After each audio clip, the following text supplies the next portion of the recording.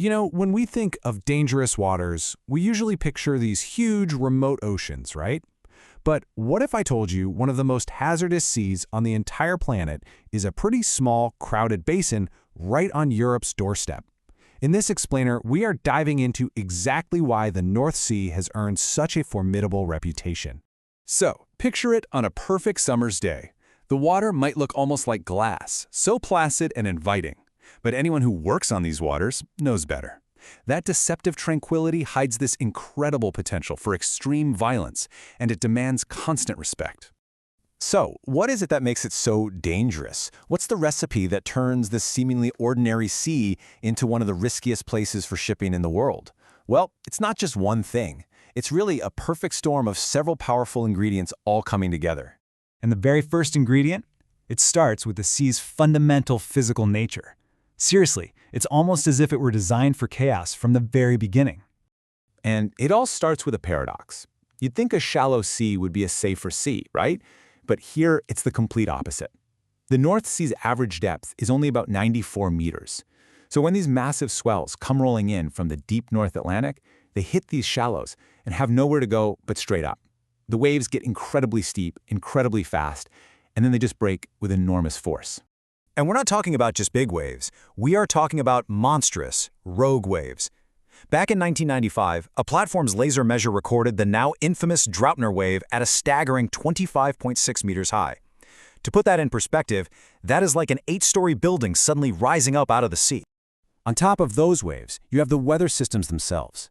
The North Sea sits right in the path of the main Atlantic storm track, which means storms don't just arrive. They can literally explode into existence. Wind speeds can screen past 100 knots. That's over 185 kilometers an hour. And, this is crucial, the wind can shift direction in an instant, giving ships almost no time to react and get out of the way. But the violent nature of the sea, that's only part of the story.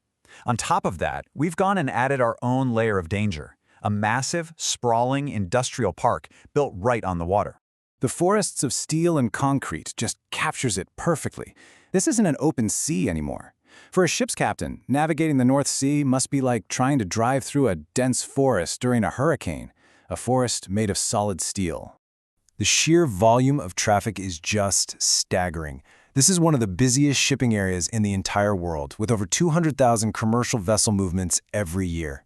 Down in the Stover Strait, at its southern end, you've got about 400 large ships passing through every single day. It's a constant, high-stakes ballet of giant vessels. And it's not just the moving obstacles either. The sea is dotted with thousands of fixed structures. We're talking roughly 600 oil and gas platforms, over 6,000 wind turbines, not to mention tens of thousands of kilometers of pipelines crisscrossing the seabed. Each of these things has a mandatory 500-meter exclusion zone, which literally shrinks the amount of navigable water available. So we've got violent weather and a sea that's absolutely cluttered with obstacles. But the third layer of risk?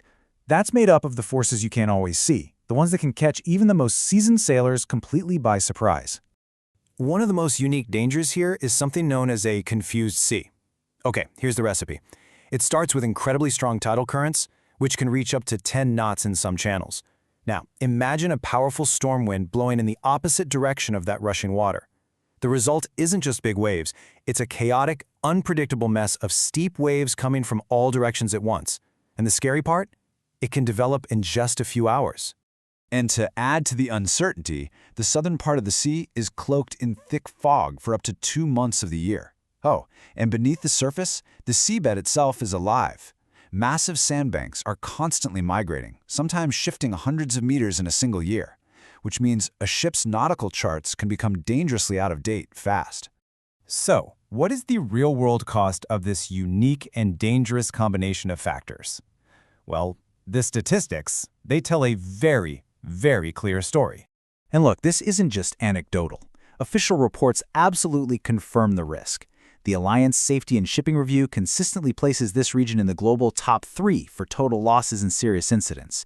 And according to the European Maritime Safety Agency, there were 642 marine casualties here in just 1 year, making it the second highest in all of Europe, despite how small it is. For a really concrete example, just look at the incident with the MSC Zoe in 2019. This was a massive, modern container ship, and it sailed right into a classic North Sea storm. In just one night, those violent, confused seas literally ripped 342 containers from its deck, scattering everything across the ocean and nearby coastlines. It's just a stark reminder of the sea's raw power. So you have it all. The shallow depths creating rogue waves, the ferocious storms, the dense traffic, the unseen hazards. What then is the key to survival out here? You know, for the thousands of people who work on these waters, all the modern technology and advanced ship design in the world isn't enough on its own. The one constant, the only truly reliable survival strategy, is a profound and unwavering respect for the power of the North Sea. And that leaves us with a fascinating question to think about. As our technology gets even better, will we ever truly tame this unique body of water? Or is the North Sea a permanent reminder that some forces of nature will always,